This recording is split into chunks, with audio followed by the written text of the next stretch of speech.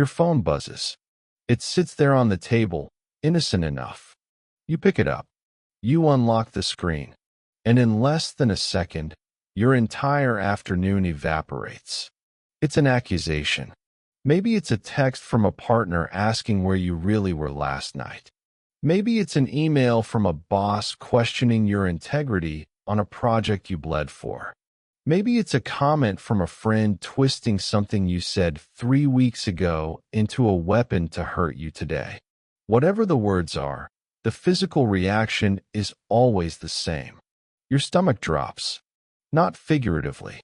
Physically. It feels like the floor has vanished beneath you.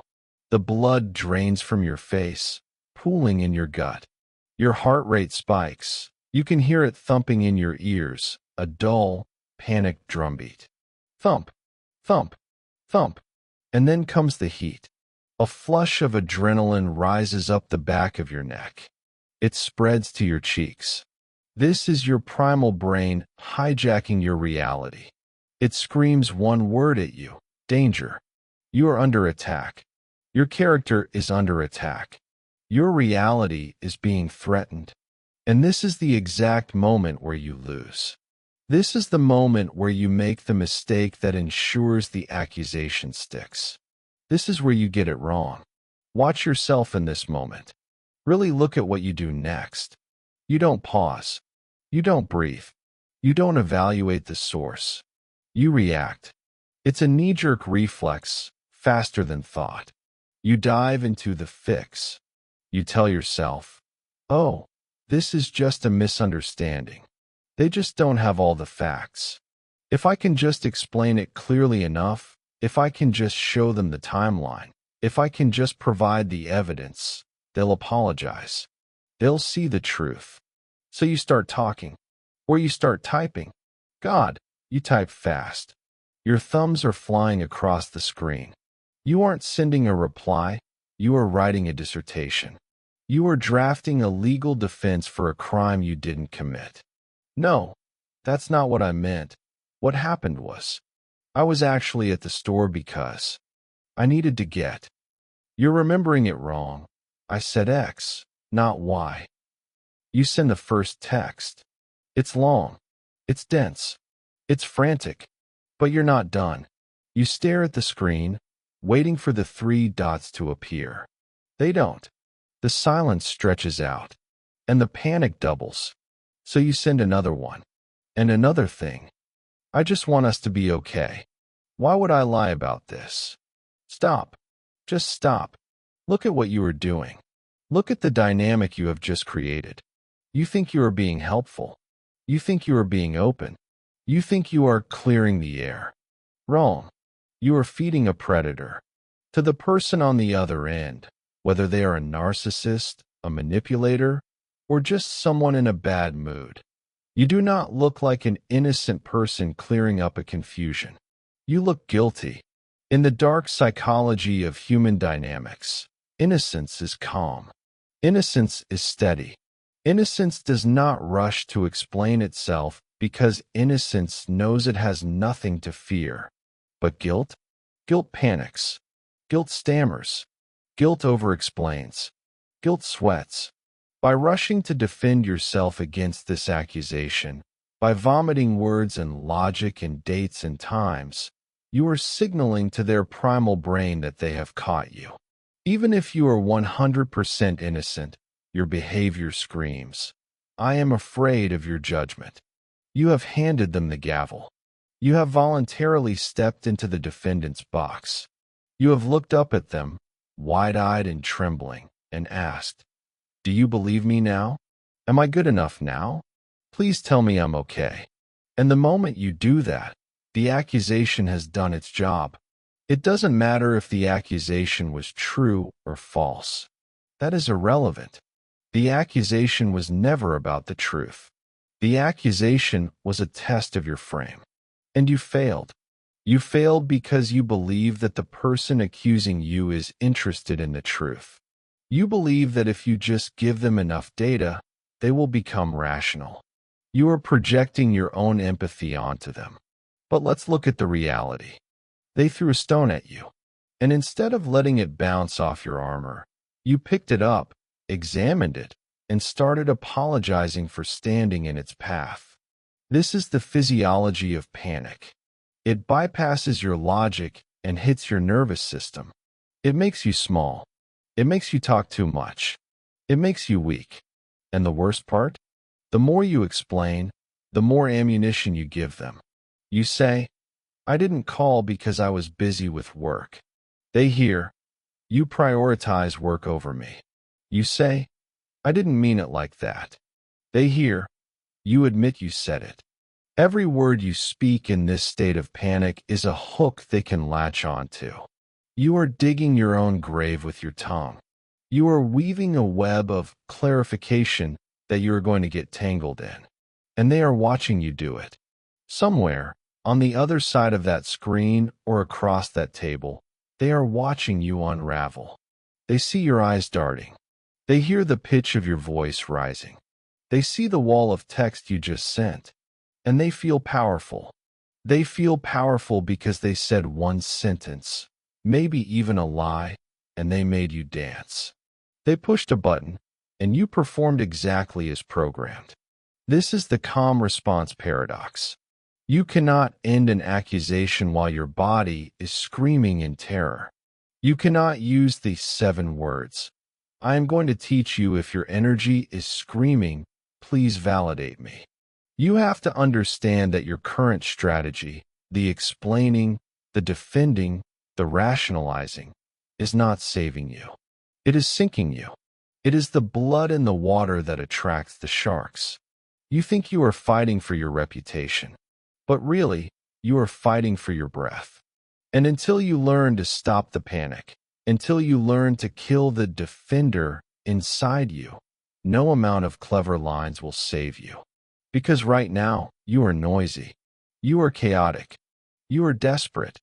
And in the world of power, the one who is desperate is the one who is owned. There is a lie you tell yourself every single time. This happens. It's a comforting lie. It's a logical lie. It goes like this. If I can just make them understand my intention, the conflict will end. This is the defender's paradox. And it is the reason you are exhausted. You operate under the assumption that the person accusing you is confused. You think there is a gap in their data. You think, oh, they just don't know that I was stuck in traffic, or they just don't realize I was actually trying to help them. So you become an investigator for your own defense. You start gathering evidence. Watch the pattern. It happens in microseconds. They say, "You don't care about this family." You instantly counter, "That's not true. Look at last week. I cooked dinner 3 nights in a row. I drove the kids to practice. I fixed the sink." They say, "You're always undermining me in meetings." You instantly counter, "No, I was actually agreeing with you. If you look at my notes, I specifically said that your point about the Q3 numbers was correct." Do you see what you're doing? You are bringing logic to an emotional knife fight. You are treating an accusation as a debate topic. You think if you stack enough facts on your side of the scale will tip, and they will say, "Oh, you're right. My apologies. I was mistaken." Has that ever happened? In the history of your arguments, has the person accusing you ever looked at your pile of facts and said, "You know what? Your logic is flawless. I withdraw my complaint"? No, never. Because the moment you start defending, you validate the accusation. Let that sink in. By defending yourself, you are agreeing that the accusation is worthy of a defense. You are agreeing that the trial is legitimate. You are saying, "I accept your authority to judge me, and I will now present my case for your approval." But here is the dark twist. The defender's paradox ensures that the more you talk, the less they believe you. Think about a truly innocent person. A king, a queen, a person with total sovereignty. If someone walked up to a king and said, "You stole that apple," the king wouldn't pull out a receipt. The king wouldn't start stammering about where he was at 2 p.m. The king would laugh, or he would ignore it, or he would look at the accuser with pity. Why? Because the accusation is beneath him. It is absurd. It doesn't touch his reality. But you? You treat every accusation like a Supreme Court indictment. You respect the accusation too much. You give it weight. And in doing so, you look weak. And here's where it gets worse. This is the part that drives you crazy. You provide the proof. You show the text message. You prove, mathematically, that you are right.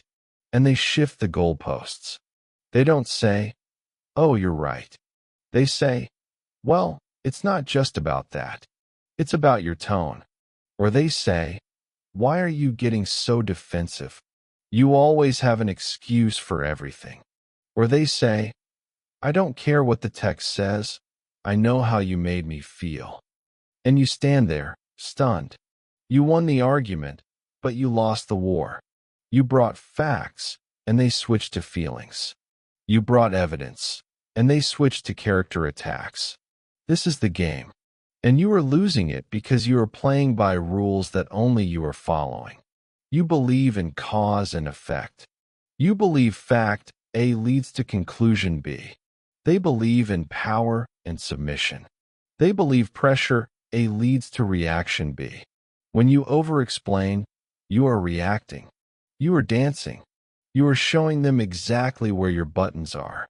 You are showing them that their opinion of you controls your emotional stability. "Please understand me," is what your long paragraphs are screaming. "Please don't think I'm bad," is what your trembling voice is signaling. You think you are clarifying the truth. They see a puppet on a string. And the tragedy is, you are doing this because you are a good person. You value harmony. You value clarity. You hate the feeling of being misunderstood. It burns. You physically to have someone think something negative about you that isn't true. They know this. They know that if they just poke that wound, that misunderstanding wound, you will dance for hours. You will give them attention. You will give them energy. You will center your entire day around proving your worth to them. The defender's paradox is a trap. The harder you try to escape the accusation through words, the tighter the net closes. You are digging a hole, and you think that if you just dig fast enough, you'll come out the other side. But you're just getting deeper in the dirt. You need to put down the shovel. You need to stop thinking that the right words will fix this. The right words of explanation do not exist. There is no combination of nouns and verbs that will satisfy a person committed to misunderstanding you. You are looking for a magical sentence that clarifies, but you need a magical sentence that stops. You are trying to win the trial. You need to dissolve the court. You think you are having a conversation. You think you are in a relationship or a friendship or a professional dynamic, but you are actually in a feeding frenzy. Act 3 is where we turn on the lights and look at the monsters under the bed. We have to look at what actually feeds on your defense. We have to look at the energy economics of an accusation. An accusation is not a query for information. It is a demand for fuel. Think about the last time this happened. They accused you. You panicked. You defended. You explained. You got emotional. You maybe even cried. Or you got angry and yelled. What happened to them? Did they look exhausted? Did they look drained? Or did they look energized? Did they seem to get taller, louder, more focused? Did their eyes light up with a strange intensity? This is the vampire's feeding ground. Dark psychology teaches us that attention is currency. Emotional reaction is the highest denomination of that currency. When someone accuses you and you react with high emotion, whether that's pleading, crying, or raging, you are writing them a blank check of your life force. They are feeding on your distress. It makes them feel significant. "Look at me," their ego whispers. "I can make this person crumble with just a few words. I control their reality. I am powerful. When you try to fix the situation with logic, you are starving them of the one thing they actually want: conflict, drama, the feeling of being the judge. But when you defend yourself, oh, that's a feast. I didn't mean to. Submission fuel. How could you say that? Hurt fuel. You're crazy. Anger fuel. It's all fuel. It all tells them, you matter.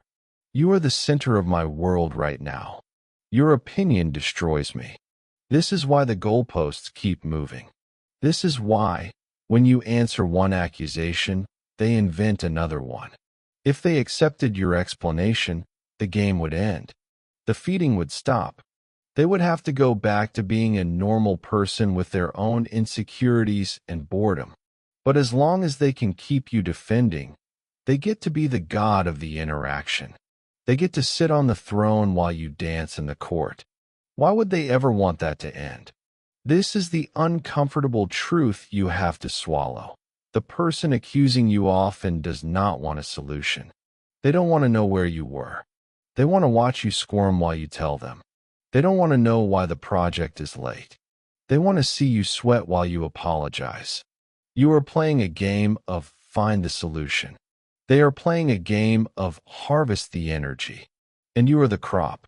This is why your explanations feel like they are disappearing into a black hole. Because they are. They aren't landing because there is no landing strip. The person isn't listening to your words. They are drinking your tone. Recognizing this is painful. It means admitting that people you care about, or people you work for, might not have your best interests at heart in these moments. It means admitting that you are being used as an emotional battery. But recognizing this is also your liberation. Once you see that they are feeding on your reaction, you realize that your defense is not a shield. It is dinner. And the only way to win, the only way to stop the attack, starve the beast. You have to cut the fuel line. You have to stop providing the emotional sustenance they are craving. You have to become boring. You have to become unreactive. You have to become a gray rock that offers no nourishment. But you can't do that if you are still trying to win the argument. You can't do that if you are still obsessed with being right. You have to value your peace more than their validation. You have to look at the accusation and see it for what it is, a bait hook.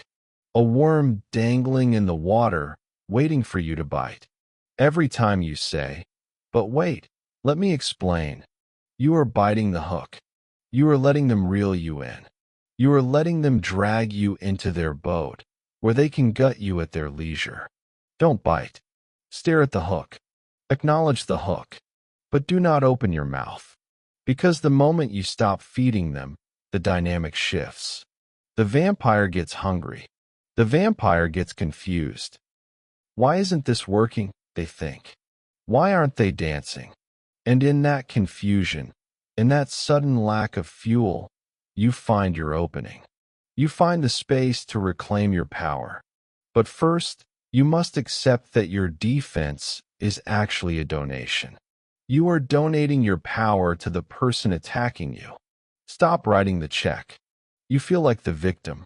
But structurally, you are volunteering to be the subordinate. Let's look at the hidden architecture of this conversation. Let's look at the frame. In every human interaction, there is a frame. The frame is the unspoken agreement about what is happening right now and who holds the authority. When an accusation is thrown, why are you so selfish? Did you mess this up? Are you lying to me? A frame is instantly established. The frame is the trial. In this frame, there are two roles. The judge, the accuser, the one asking the questions. The one evaluating the answers. The one with the power to punish or absolve. The defendant, you the one answering. The one seeking approval. The one who is on the hook. Dark psychology rule number 1. The one asking the questions holds the power. Dark psychology rule number 2. The one answering the questions submits to the frame. When you rush to answer, when you scramble to explain, you are implicitly agreeing to this frame. You are saying, yes, you are the judge. Yes, I am the defendant. I accept this hierarchy. You think you are fighting against the accusation. But by participating in the trial, you are validating the authority of the accuser. You are saying, your question is valid enough to warrant my frantic response. This is why you feel small. It's not just the fear of being in trouble. It's the structural reality that you have lowered your status. You have placed yourself beneath them. Think about a parent and a child. Parent, did you break this? Child, no, I didn't. It fell. The power dynamic is clear. The parent is above, the child is below. Now think about two sovereigns. Two kings. King 1, did you break this? King 2, careful with your tone. The dynamic is equal. Or perhaps King 2 just took the high ground. Most of us are stuck in child mode. When an accusation hits, we regress. We become 6 years old again, terrified that mommy or daddy is going to be mad. We crave the return of their love. We fear the withdrawal of their warmth. So we dance. We perform. We beg. I'm sorry. I'm sorry. I'll fix it. This is the judge-defendant dynamic. And it is a trap because the judge cannot be wrong. In this frame, the judge is the arbiter of reality. Even if you prove your innocence on one count, the judge can just find another crime. Okay, maybe you didn't break the vase. But why were you running in the hall? And why is your room messy? As long as you stay in the defendant role, you can never win. You can only survive until the next trial. To end the accusation, you don't need a better defense attorney. You need to break the frame. You need to reject the premise that you are on trial at all. This requires a psychological shift before you even open your mouth. You have to realize that nobody has the authority to judge you unless you give it to them. Your partner is not your judge. Your friend is not your judge. Your boss has authority over your work, but not your soul. When you internalize this, your body language changes. You stop shrinking. You stop leaning forward to plead your case. You lean back. You take up space. You realize that an accusation is just a collection of words coming out of another human being's mouth. It is not a verdict from God. It is an opinion, often a wrong one, often a manipulative one. When you see the frame, you can step out of it. Instead of answering the question, you can question the question.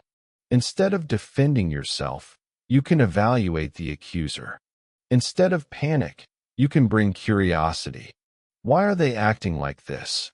But you can't do any of this if you are still unconsciously agreeing to be the defendant. You have to fire the judge. You have to realize that in the courtroom of your life, there is only one judge, you. Everyone else is just a visitor. And visitors don't get to bang the gavel. This is the psychological foundation you need. Without this, the 7 words I'm about to give you will just be a trick, a technique. And techniques fail when the pressure gets high. But if you understand the frame, if you understand that by answering, you are submitting, then the technique becomes a weapon. It becomes the sword that cuts the strings. You are not the defendant. Stop acting like one. Why do you do it? Why do you hand them the power? Why do you let a single comment from a partner, a boss, or a parent dismantle your entire sense of self? You can blame them. You can say, they are manipulative. You can say, they are toxic. And maybe they are. But the uncomfortable truth is that a lock cannot be picked unless the tumbler fits the key.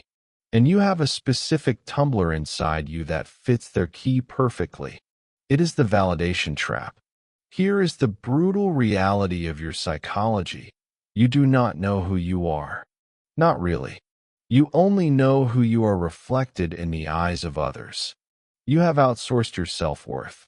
You treat your identity like a file stored on an external hard drive, and that hard drive is in someone else's pocket. When they smile at you, the file loads, and you feel good. When they frown, or accuse, or withdraw, the file corrupts, and you feel bad.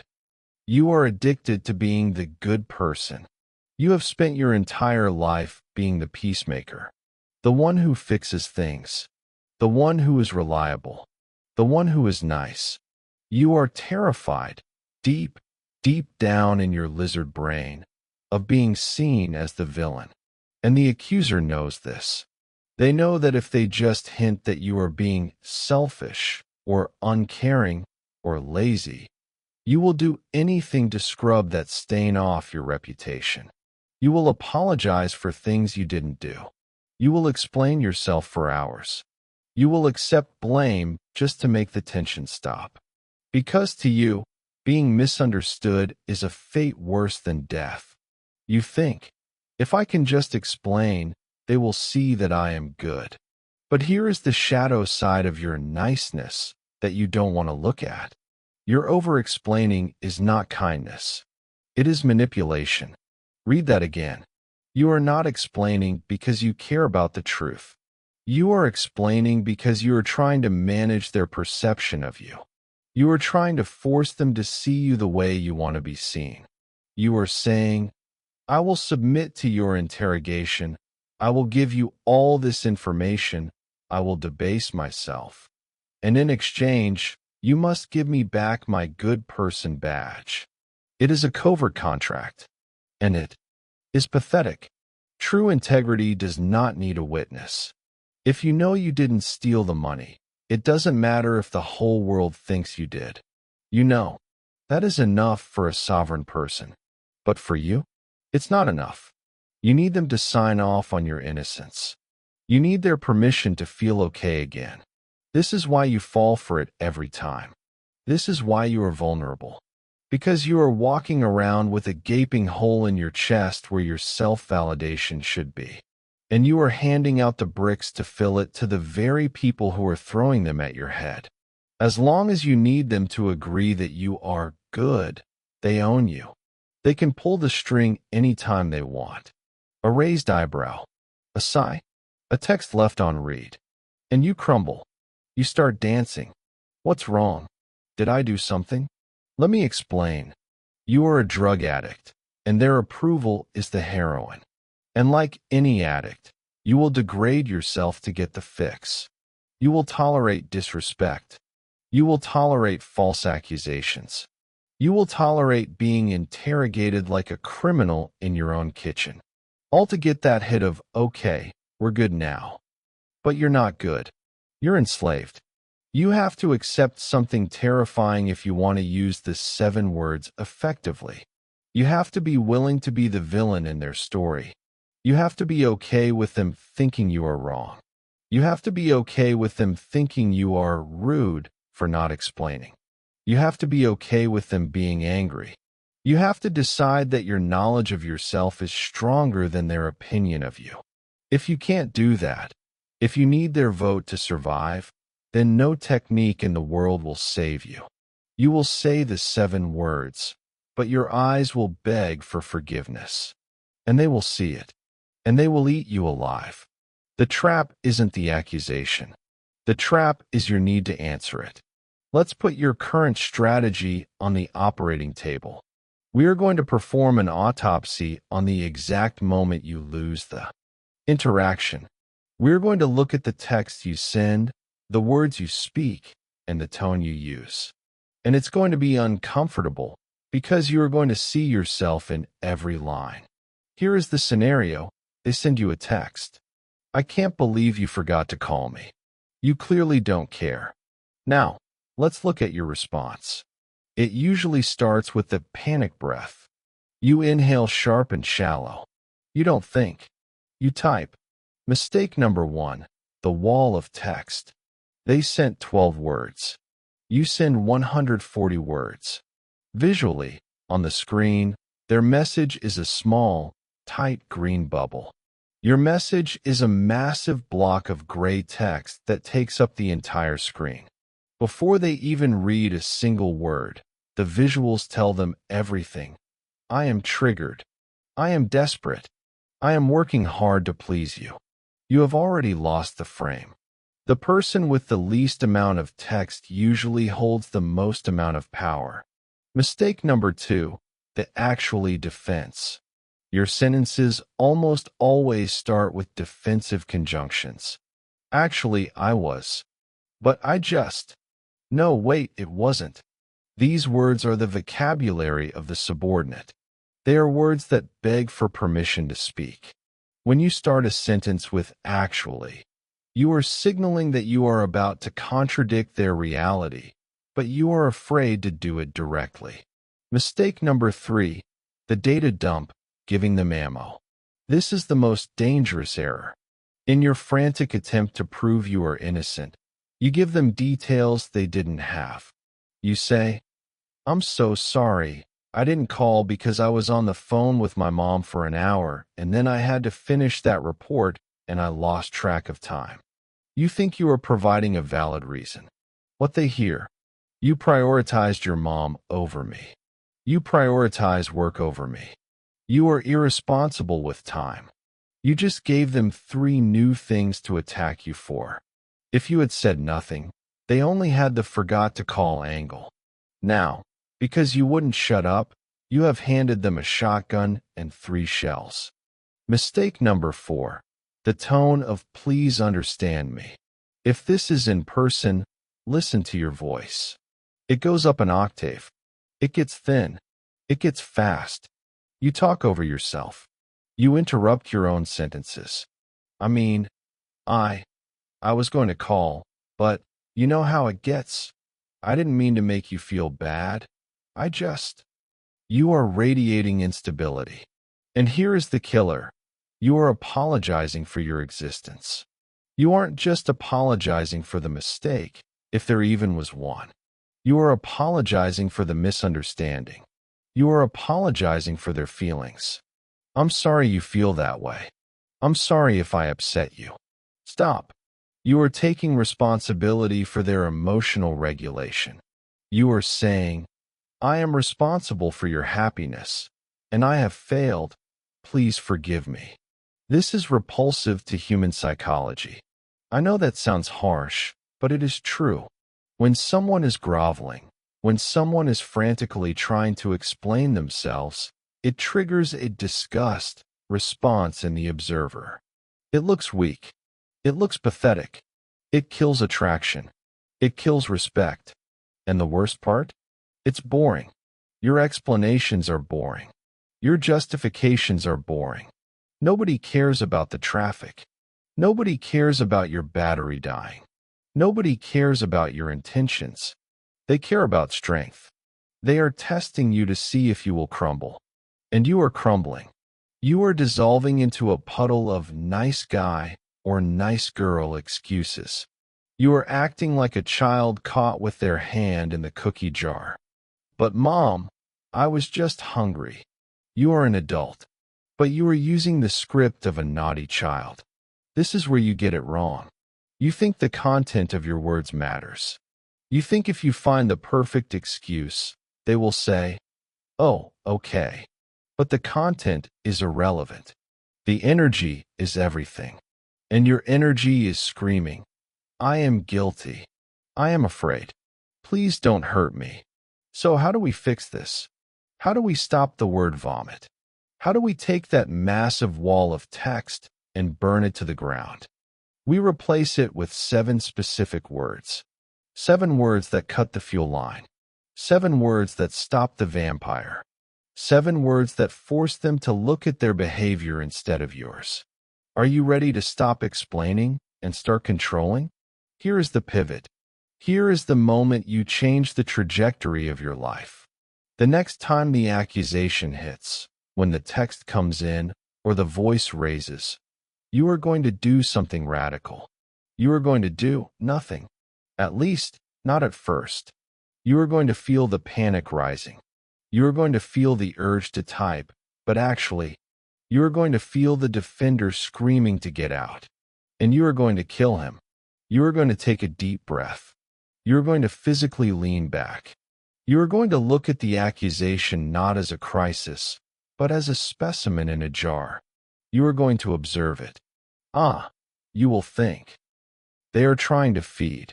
And then, instead of the paragraph, instead of the defense, instead of the apology, you are going to say these exact 7 words. You seem committed to misunderstanding me today. Read that again. You seem committed to misunderstanding me today. Memorize it. Tattoo it on the inside of your eyelids. Because these 7 words are a psychological nuclear weapon. Let's break down why this sentence destroys the trial frame instantly. 1. You seem. You are not accusing them. You are being mean. You are not defending yourself. I didn't do it. You are making an observation.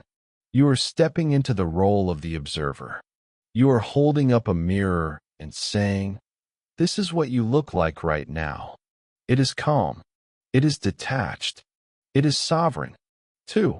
Committed. This is the blade. This word implies intent. It implies that their lack of understanding is not an accident. It is a choice. It suggests that they are working hard to ignore the truth. It calls out the game without screaming about the game. It says, "I see that you have a goal here, and that goal is to paint me as the bad guy." 3. To misunderstanding me. You aren't saying they are wrong about the facts, which they can argue. You are saying they are wrong about you. You are identifying the dynamic. They are twisting your reality. But you aren't fighting it. You are just naming it. 4. Today. This is the masterstroke. By adding today, you minimize them. You imply that this behavior is just a temporary mood, a tantrum. You aren't making a sweeping judgment on their soul. You're just swatting away a fly. It signals, "I know this isn't real. I know you're just emotional right now." Now, imagine the scenario. They text, "You never listen to me. You only care about yourself. You're so selfish." Old you. "No, I'm not. I listened to you yesterday when you were talking about your mom, and I bought you that gift, and The feast begins. New you. Pause. Wait 5 minutes. Let them sit in the silence. Reply. You seem committed to misunderstanding me today. That's it. Put the phone down. Walk away. What happens next? Complete shock. They were ready for a fight. They had their gloves up. They had their next 3 arguments loaded in the chamber. And you just walked out of the ring. You didn't give them a single noun or verb to latch onto. You didn't give them a fact to dispute. You didn't get angry. You didn't cry. You just observed them. They read the text. You seem committed to misunderstanding me today. What can they say to that? No, I'm not. Now they are defending themselves. What do you mean? Now you are the judge, and they are asking for clarification. Do you see the flip? In 7 words, you took the judge's gavel and placed it gently on your own desk. You forced them to realize that you are onto them. You signaled that you know the game. You signaled that you will not participate in a bad faith trial. If they want to have a real conversation, they have to drop the accusation. They have to come to you with respect. Because you have just established a boundary. I do not engage with people who are committed to misunderstanding me. This cuts the fuel line. There is no drama here. There is no victim here. Just a calm person observing a chaotic person. The vampire starves. But be warned, the first time you do this, they might escalate. They might get louder. They might say, "Oh, so now you're being condescending?" And you know what you do then? You use the silence. You don't reply. You let the 7 words hang in the air like a ghost. You let them sit with the uncomfortable truth that they are the one creating the conflict. You have spoken. The court is adjourned. This is the intervention. It is simple. It is devastating. And it requires you to be brave enough to let the silence do the heavy lifting. But words are only 10% of communication. To make this land, to make this truly stop the attack, your body has to match the message. You can't say these words with a shaky voice. You can't type them with trembling hands. You have to behave like someone who believes them. You can memorize the script. You can write the 7 words on your hand. But if you deliver them with the energy of a frightened rabbit, you will fail. Act 8 is about the behavioral wall. This is how you build a fortress out of your own biology. When you say, "You seem committed to misunderstanding me today," it cannot sound like a question. It cannot sound like a plea. It cannot sound like a snarky comeback you learned on the internet. It has to sound like a diagnosis. Imagine a doctor delivering bad news. They are calm. They are professional. They are not happy about it, but they are not falling apart. They are simply stating a fact about reality. That is your tone. Let's start with the eyes. When the accusation hits, your instinct is to look down, shame, or to look frantically around, panic. You must do the opposite. You must lock on, but not the crazy stare. Don't widen your eyes. Don't glare. That's aggression. Aggression is still engagement. Aggression still shows they got to you. You want the Dead Sea gaze. Soft eyelids. Relaxed muscles around the sockets. You look at them, right at the bridge of their nose, with absolute, bored neutrality. You are looking at them the way you look at a screensaver. You are seeing them, but you are not reacting to them. Next, the pause. This is where 99% of people fail. They rush to say the line. They treat the 7 words like a shield they have to throw up immediately to stop the bullets. No, the power is in the silence before the words. They finish screaming. They finish the accusation text. You wait.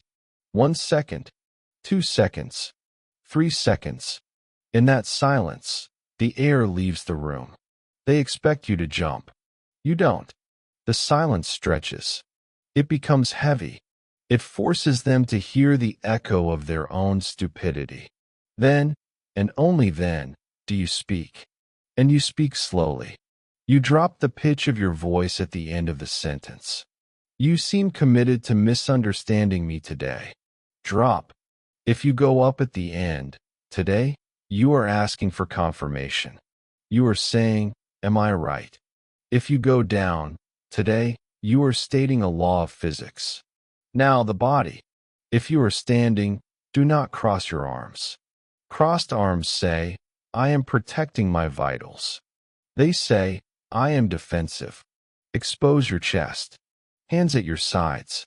Or, if you are sitting, hands resting loosely on your lap. Lean back. Leaning forward is the posture of the supplicant. Leaning forward says, "I need something from you." Leaning back says, "I am comfortable. I am not going anywhere. I am not threatened." And finally, the most devastating move of all, the return.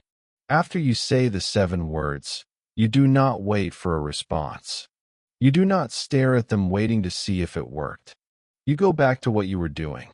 If you were washing dishes, you pick up a plate. If you were reading, you look back at the page. If you were on your phone, you scroll. This action, the return, is the final nail in the coffin of the argument. It signals, this interaction is over. Your accusation was not important enough to stop my life. It is the ultimate disrespect to their ego, but the ultimate respect to your own peace. They will hate it. Initially, they might sputter. "Are you ignoring me?" You look up, calm again. "I just told you. You're committed to misunderstanding me. When that changes, we can talk." And you go back to the dishes. This is the gray rock coming to life. You become a smooth, gray surface that offers no handholds. They can't climb you. They can't cut you. They can only slide off. By behaving this way, you are retraining them. You are teaching them through Pavlovian conditioning that high drama equals no attention. Accusations equals the wall. Calmness equals connection. You are not punishing them. You are simply establishing a high standard for access to your energy. If they want to access you, they have to pay the toll. And the toll is respect. If they don't pay the toll, the gate stays down. And the gatekeeper doesn't argue. The gatekeeper just reads his book. This behavior feels unnatural at first. Your heart will still be pounding. Your hands might shake. Put them in your pockets if you have to. But you must hold the frame. Because the moment you break, the moment you snap back into, "But I didn't mean to," you undo all the work. You show them the wall was fake. The wall must be real. You must effectively check out of the drama. You must view their tantrum as a storm happening outside your window. Noisy, yes, but you are inside, and you are dry. Now we have to look in the mirror. And this is going to be the hardest part of the entire journey. Because until this moment, we have focused on them. We have focused on the accuser, the vampire, the manipulator. We have painted them as the villain. But if you want this to stop, if you want to never feel that panic again, you have to look at your own reflection and ask a brutal question. Why did you need their permission to be innocent? Why was your own knowledge of the truth not enough for you? Think about that. You knew you didn't do it. You knew your intentions were pure. You knew the facts. And yet, that knowledge meant nothing to you until they acknowledged it. You treated your own reality like it was a draft, and you treated their opinion like the final publication. This is the mirror of sovereignty. And what it shows you is that you have been living as a vassal in your own kingdom. You have been acting like a tenant in your own soul, afraid the landlord is going to kick you out. When you defend yourself, when you over-explain, you are engaging in an act of spiritual begging. You are holding out a cup. You are shaking it, saying, "Please, sir, please drop a coin of validation in my cup. Please tell me I'm not bad." It is a form of self-betrayal. Every time you apologized for something you didn't do, just to keep the peace, you betrayed yourself. Every time you stayed in a conversation that was abusive, just to prove you were nice, you betrayed yourself. Every time you let their anger overrule your truth, you betrayed yourself. And here is the dark psychology of self-respect. If you do not respect your own reality, no one else will. Why should they believe you are innocent if you don't act like it? Why should they treat you like a sovereign equal if you act like a subordinate pleading for mercy? You have to realize that the 7 words, "I gave you," are not just a magic spell. They are a declaration of independence. When you say, "You seem committed to misunderstanding me," you are saying, "I trust my version of reality more than yours." That is a terrifying shift for a nice person. You are wired to believe that consensus is truth. You think if they are mad, you must be wrong. You think if there is conflict, you have failed. But a sovereign does not fear conflict. A sovereign does not need consensus. A sovereign knows who they are. Imagine a lion. If a hyena barks at a lion and says, "You are actually a rabbit," the lion does not pull out a DNA test. The lion does not argue. The lion does not lose sleep wondering if maybe, deep down, it is a rabbit. The lion knows it is a lion. The hyena's opinion is irrelevant. It is noise. You have been acting like a lion who thinks it is a rabbit. You have been letting hyenas define your identity. And the reason you do this is because you are afraid of the aloneness. You are afraid that if you stand in your truth and they stand in their lie, there will be a gap, a separation. You will be over here, and they will be over there, and you won't be connected. So you build a bridge out of your own dignity. You lay yourself down so they can walk all over you, just so you can say, "Look, we're still together." That is not connection. That is hostage-taking. Real connection can only happen between two sovereigns. Real respect can only happen when you are willing to walk away from someone who is committed to misunderstanding you. You have to be willing to be the bad guy in their movie. Let them tell their friends you were cold. Let them tell their mother you were dismissive. Let them think you are arrogant for not engaging in the fight. Let them be wrong. Can you handle that? Can you handle someone walking around the earth carrying a wrong opinion of you? If the answer is no, then you are still a slave. You will spend the rest of your life chasing them, trying to correct the record, trying to fix their view. But if the answer is yes, if you can sit comfortably in the knowledge of who you are, even while they scream that you are something else, then you are free. These 7 words are the sword, but your sovereignty is the arm that swings it. You have to stop looking for a parent to tell you you're a good boy or a good girl. You have to look in the mirror and tell yourself, I know what I did. I know what I didn't do. I am enough. Once you believe that, the vampire has no power, because you no longer need what they are selling. You have your own supply. We have reached the end of the intervention. You now possess the autopsy of your mistake. You understand the physiology of your panic. You see the machinery of the judge and defendant frame. And you have the scalpel, those 7 specific words, to cut yourself free. But knowing the path is not the same as walking it. Right now, you are standing at a fork in the road, and you have a binary choice to make. Option A, you stay in the pattern. You close this video. You nod. You say, that was interesting psychology. And then, tomorrow or next week, the text comes in. The accusation hits. And you default. You let the panic take the wheel. You type the paragraph. You explain. You beg. You apologize for breathing. If you choose this, I want you to see your future. I want you to see it clearly so you cannot claim ignorance later. If you continue to be the defendant, you will burn out. It is a mathematical certainty. You cannot spend your life acting as an emotional battery for other people without depleting your own soul. You will grow resentful. You will smile on the outside, but inside, you will be screaming. You will start to hate the people you love because you feel enslaved by their moods. You will lose your edges. You will become a ghost in your own life, haunting the hallways of your relationships, hoping someone gives you permission to materialize. And the tragedy is, they won't even respect you for it.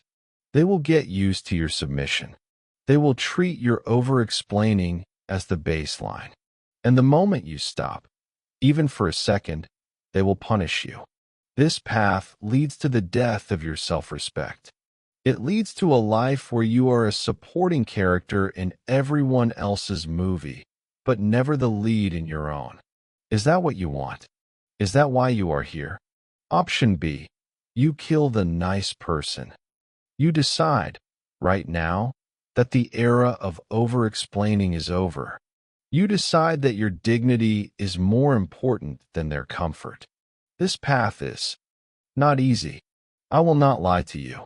The first time you use the 7 words, you seem committed to misunderstanding me today. Your heart will hammer against your ribs. Your hands will sweat. You will feel a wave of guilt because you have been conditioned to believe that setting a boundary is an act of aggression. You will feel mean, but you aren't being mean. You are being real. And if you hold the line, if you lean back, if you hold the silence, if you refuse to pick up the rope, something miraculous will happen. The dynamic will break. The person on the other side will stop spinning. They will hit the wall of your boundaries, and they will have to make a choice. Step up or step away. If they step away, good. You just filtered out a vampire. If they step up, even better. You just taught them how to treat you. You will reclaim hours of your life. All that mental energy you used to spend drafting text messages in your head, it's yours again.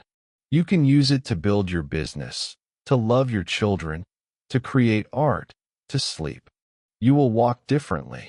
When you know that you don't have to defend yourself against false accusations, you move with a different weight. You become dangerous in the best possible way. You become someone who cannot be bullied. But you have to make the choice.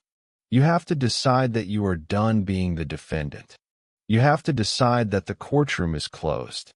The next time the accusation comes, and it will come, do not explain. Do not rationalize. Do not apologize for things you didn't do. Look them in the eye. Use the silence. Deliver the diagnosis. You seem committed to misunderstanding me today. And then, go back to your life. Because your life belongs to you. Not to them. Not to their anger. Not to their insecurities. It belongs to you. Stop explaining it away.